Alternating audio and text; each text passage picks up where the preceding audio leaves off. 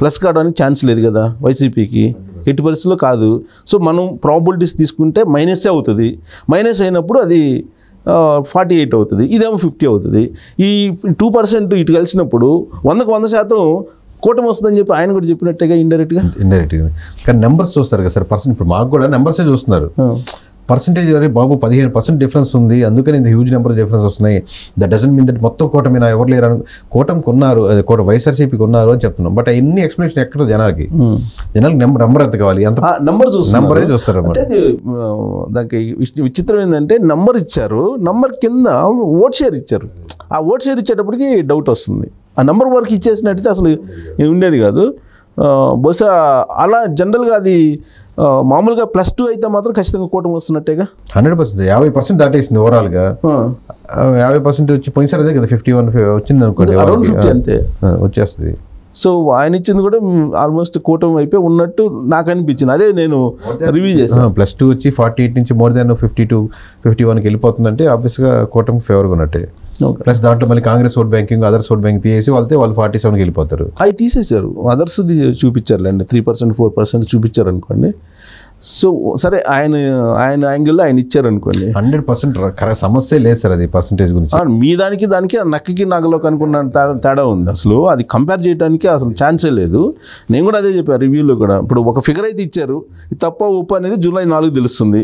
కానీ ఇక్కడ మాత్రం జూలై 4 కూడా రిజర్వ్ చేసుకున్నారు ఇప్పుడు చెప్పడానికి. అనుకూలంగా చెప్పుకోవడానికి అవకాశం ఉంది. +2 ఇచ్చాం కదా అని చెప్పి చెప్పుకుంటారు కదా, అది ఇచ్చారు. అక్కడ కూడా మేము సింగిల్ నెంబర్కి వెళ్ళాం, పర్సంటేజ్ చెప్తూ దాంట్లో సింగిల్ నెంబర్ చెప్తూ ఆప్షన్స్ లేవు, ఇంకా ఎటు వస్తుంది అటు వస్తుంది కాకుండా. కాదు ఇప్పుడు దాన్ని విశ్లేషిస్తున్న టైంలో అసలు అదే నెంబర్ వస్తుంది అంటే ఏమొస్తారు, ఒక 4 అటు ఇటు మారచ్చు కదా. బట్ మేము ఆ నెంబర్ స్టిక్ ఆన్ అయి ఉన్నాం. ఓకే, మీ నెంబర్కి స్టిక్ ఆన్ అయి ఉన్నారు. ఇంక జస్ట్ 48 అవర్స్. ఈ 48 అవర్స్లో మీ గ్రాఫ్ పెరుగుతుందా లేదంటే డమాలా అనేది ఇంటర్నల్గా లబ్డబ్ అంటలేదా మీకు? అదే లేదు సార్, మామూలుగా నేను కోరుకునేదల్లా మామూలుగా ఇప్పుడు పూజ చేసేటప్పుడు కానీ లేదా మామూలుగా భగవంతుని కోరుకునేది దాని నెంబర్కి దగ్గరగా ఉంటుంది అనుకుని కోరుకుంటున్నాను, ఉండాలని కోరుకుంటున్నాను. అంటే అట్లా చెప్పి వైఎస్ఆర్సీపీ ఓడిపోవాలని అలా కాదు. మనం ఒక నెంబరు ప్రెడిక్ట్ చేసాం, ఆ తూకం ఇంకో దగ్గర వేసినా ఆ తూకం కరెక్ట్గానే ఉండాలన్నట్టు. ఓకే, అంటే మీరు చేశారు కాబట్టి దాని గుడ్ విల్ పెరగాలని జనరల్గా ఎగ్జామ్ రాసిన వాళ్ళు పాస్ అవ్వాలని కోరుకుంటారు ఎవరైనా. మనం ఫస్ట్ వస్తామని కోరుకున్నారు, అట్లా చెప్పి వీళ్ళందరూ ఓడిపోవాలని కోరుకున్నట్టు కాదు కదా.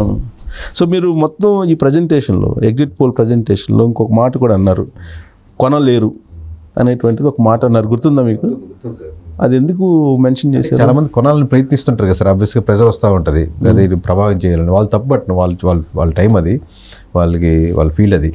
బట్ ఇంత అమౌంట్కి నేను చెప్పినట్టు చేయని ఆబ్వియస్గా వచ్చే ప్రెజర్ని అది వర్కౌట్ అవ్వదు, ఎప్పటికి ప్రయత్నించొద్దు, నా దగ్గర మనుషులు పంపించొద్దు, ఇంకోసారి స్టేట్మెంట్ గ్యారంటీ చెప్దామని. అంటే కొనడానికి ప్రయత్నం చేస్తారు, ఆబ్వియస్లీ చేస్తారు కదా సార్. అది వచ్చారు, ఆబ్వియస్గా వచ్చారు, లేదా పిలిపించారు, లేకపోతే రకరకాల సార్. ఎంత, ఒక 100 కోట్లు అన్న అట్లాగే సార్. ఎంత అమౌంట్ అని కదా సార్, అసలు ముందు మనం ఒప్పుకోవాలి కదా ఒక అమౌంట్కి. ఒక అమౌంట్కి ఒప్పుకుంటే నెక్స్ట్ లెవెల్ డిస్కషన్ వస్తుంది. ఓకే, దాని మీద నెగోసియేషన్ వర్కౌట్ ఉండేది. జనరల్గా చేసేది బిజినెస్సే కదా, మీరు ఎందుకు నెగోషియేషన్కి? జనరల్గా ఆ సర్వేలన్నీ ఎక్కువ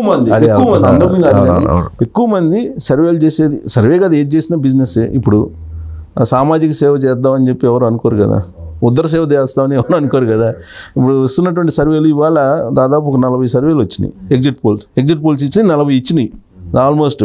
అందరూ ఏం చేశారంటే ఒక 110 నుంచి 145 దాకా గ్యాప్, ఈ గ్యాప్లో అందరు సర్దేశారు ఫిగర్స్. అదేలేండి, హ్యూజ్ గ్యాప్ పెట్టుకొని సర్దేశారు. ఒకళ్ళు చూసి ఒకళ్ళు చేశారా, టేబుల్ వర్క్ చేసుకున్నారా, లేకపోతే వాళ్ళు ప్రజల్లోకి వెళ్ళి చేశారా అనేది మనకు తెలియదు, దానికి అథెంటిక్ లేదు. ఎగ్జాంపుల్ చెప్తాను సార్, మామూలు సర్వే కంపెనీ పేరు చెప్పలేం కానీ ఒక ఆయన ఫోన్ చేసి మేము ఈసారి ఏం సర్వే చేయలేదండి, నాకు కొంచెం ఇది రెడీగా పంపిస్తే ఎంతో కొంత అమౌంట్ ఇస్తారన్నారు.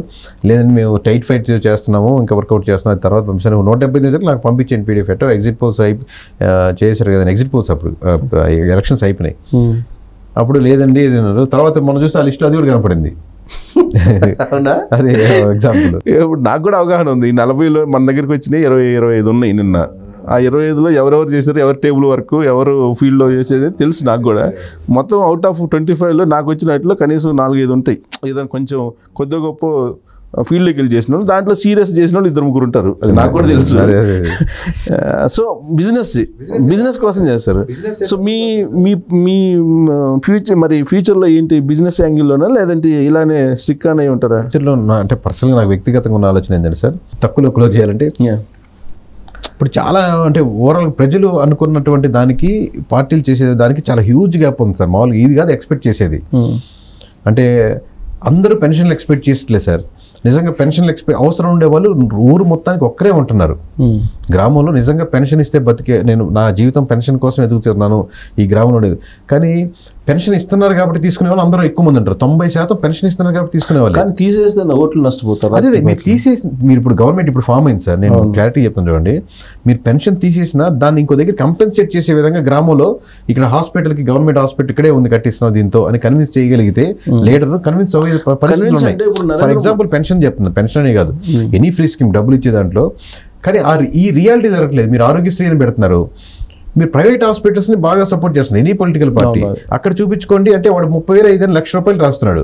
ఇప్పుడు ఈ ₹1,00,000 ఎవరు డబ్బులు పోయేది? అందరూ మళ్ళీ ఇక్కడ కామన్గా అదే ఊరు డబ్బులే తీస్తున్నారు, పుల్ చేస్తున్నారు ఏదో ట్యాక్స్ పరంగా. ఇప్పుడు వాళ్ళకి డైరెక్ట్గా ఏదన్నా పెయిన్ ఉంటే తప్ప పబ్లిక్ మిగతా పట్టించుకోరండి. ఇప్పుడు వాళ్ళ పెన్షన్ వస్తుంది, ఇక్కడ కొన్ని కోట్ల రూపాయలు ప్రభుత్వంలో అవినీతి ఉన్నా వాళ్ళకి ఏం సంబంధం లేదు, పట్టించుకోరు ఎవరో కొంతమంది తప్పితే.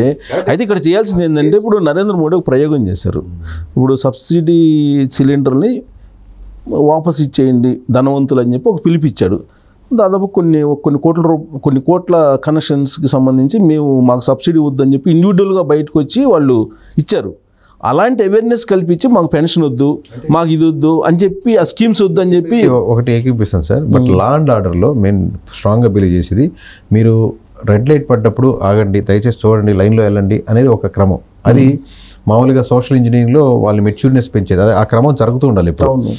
కానీ లా అండ్ ఆర్డర్లో స్ట్రిక్ట్ రూల్స్ అండ్ రెగ్యులేషన్స్ అంటూ వెళ్తే 5,000 ఫైన్ వేస్తారన్నప్పుడు, లేదా హెల్మెట్ లేకపోతే 3,000 ఫైన్ వేస్తారన్నప్పుడే వాడు ఆ లైన్ దాటకుండా అనేది భయపడతారు. ఇప్పుడు మనకంటే దుబాయ్ వాళ్ళు, యూఎస్ వాళ్ళు, యూకే వాళ్ళు చాలా మెచ్యూర్డ్ ఫెలోస్ నేను నమ్మను సార్. ఎందుకు మనోళ్ళు పోయి అక్కడ రూల్స్ పాటిస్తారు కదా. నీకు స్ట్రిక్ట్ ఆర్డర్స్ ఉంటే, ఈ లైన్ దాటి పడుతుంది నియమం ఉంటే, అది ఒక 10 సంవత్సరాల తర్వాత మీకు బ్లడ్లో అయిపోద్ది. మీకు నార్మల్గా పరిపాలనా సంస్కరణలు ఏం చేస్తారు చూడాలి. నేను ఈ ప్రస్తుతానికైతే ఈ రిజల్ట్స్ కోసం వెయిట్ చేస్తున్నాను సార్. ఒకసారి టీం అంతా కూర్చొని రకరకాల సజెషన్స్ వస్తున్నాయి ఓవరాల్గా, ఇది చేద్దాం అది చేద్దామని, అంటే బ్రాండ్ని డెవలప్ చేద్దామని, ఓవరాల్గా బ్రాండ్ని మొత్తం చేద్దామని. ఒకటి ఇక్కడ ఆంధ్రప్రదేశ్, తెలుగు స్టేట్స్లో కానీ ఇండియాలో కూడా ఎక్కడ లేని పొలిటికల్ ట్రైనింగ్ సెంటర్ లాంటిది ఒకటి పెడదామని. ఒకటి అంటే దాంతోపాటు సంస్థతో పాటు ఏంటంటే, చాలామంది టక్కంటే ఇప్పుడు ఎమ్మెల్యేల కొడుకులు కావచ్చు, వాళ్ళు ఎవరైనా కానీ పిల్లలు కావచ్చు, వాళ్ళ ఫ్యామిలీ నుంచి ఎవరు వచ్చే కావచ్చు, లేదా బయట ఎవరైనా వ్యక్తులు, ఇది మనీ కోసం చేసేది, ఫ్రీగా కాదు. బట్ ఆ సంస్థ ఏం చేస్తుందంటే, మీరు ఎలా కూర్చోవాలి, ఎలా మాట్లాడాలి, అసలు సబ్జెక్ట్ ఏంటి, అసలు ఓట్ బ్యాంక్ పాలిటిక్స్ ఏంటి ఉంటుంది, నేను ఒక్కడే కాదు మొత్తం అందరి చేత, అంటే బెస్ట్ లెక్చరర్స్ ఉన్న దాంతో ప్రొఫెషన్తో వాళ్ళు ట్రైనింగ్ ఇచ్చి ఒక 20 days కోర్సెస్ ఉంటుంది అనమాట. దాంతో ఏంటంటే మీరు లీడర్లు ఆలోచన మీరు షార్ప్ షైనింగ్ చేస్తారన్నమాట ఆ సంస్థ. 20 days మీరు కంపల్సరీ ఇక్కడే స్టే చేసి ఆ కోర్స్ కంప్లీట్ చేసి వెళ్తే, మీరు రేపు పొద్దున టక్కన కంటెస్ట్ చేయాలంటే జనాల్లోకి వెళ్ళినప్పుడు మీకు సబ్జెక్ట్ కానీ, డిక్షన్ కానీ, మాట్లాడే విధానం కానీ, ఓట్ బ్యాంకింగ్ కానీ, లేకపోతే రకరకాల పరిస్థితుల్లో మీరు ఉండేదానికి అవకాశం కానీ, ఏదైనా తినొచ్చు, ఏదైనా వండుకోవచ్చు, అన్ని లీడర్కి కావాల్సినటువంటి క్రాఫ్ట్స్ అన్నీ అతనికి ఈ ట్రైనింగ్ ఇచ్చి పంపిస్తుంది అనమాట. సో June 4th మీరు సక్సెస్ అయితే ఇది నెక్స్ట్ లెవెల్. ఇది కూడా ఒకటి స్టార్ట్ చేద్దాం ప్లానింగ్ ఉంది సార్. దానికి ఎలా చేయాలని ఇంకా బ్లర్గా ఉంది. ఒకటి ఏంటంటే ఇన్నర్గా అయితే పొలిటికల్లోకి ఎంటర్ కావాలి అనేది ఎప్పటి నుంచో ఉంది కదా మీకు. అంటే నాకు ఎమ్మెల్యేగా కంటెస్ట్ చేయాలని, ఎంపీగా కంటెస్ట్ చేయాలని అది కాదు సార్ నా మోటివ్. మామూలుగా ఏదైతే నాకు మాట్లాడుకున్నాను, చేంజెస్ ఈ కంట్రీలో వస్తే రేపు పొద్దున మంది అయిపోయింది.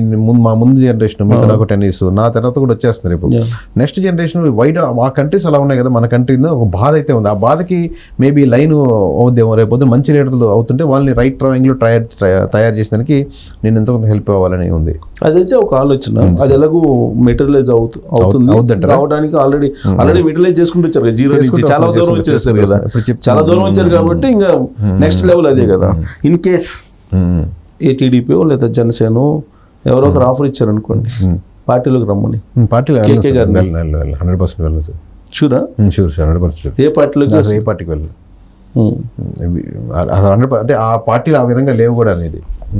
కొత్త పార్టీ అది కొత్తగా వచ్చి నిజంగా అలా ఉంటే అది ఓకే సార్, మేబీ ఆలోచించి. ఈ పార్టీలో అయితే వీళ్ళు వెళ్ళే లైన్లో నేను లేను, బట్ వాళ్ళని ఏమైనా దాంట్లో మార్పులు చేర్పులు చేసేందుకు ఉపయోగపడతానంటే ఉపయోగిస్తుంది. అట్లాగే సో అంటే ఇండైరెక్ట్గానా?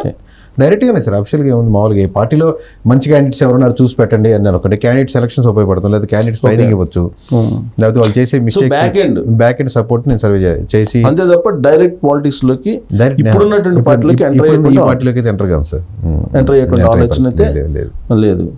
సో నెక్స్ట్ మీరు స్కూల్ పెడతా ఉన్నారు, ఏది పొలిటికల్ సంబంధించిన, అది ఏంటంటే అది వరాబర్ ఎగ్జాంపుల్ చెప్తున్నాను సార్, అది అట్లా అది చెప్పండి. సో ఫోర్త్న రిజల్ట్ వస్తాయి, వచ్చిన తర్వాత మీతో మళ్ళీ అసలు పొలిటికల్ రిఫార్మ్స్ ఎలా ఉండాలి ఏంటి అనేది డెఫినెట్గా ఒక, అది యాక్చువల్ నా ఇంట్రెస్టింగ్ అది సార్ సబ్జెక్టు.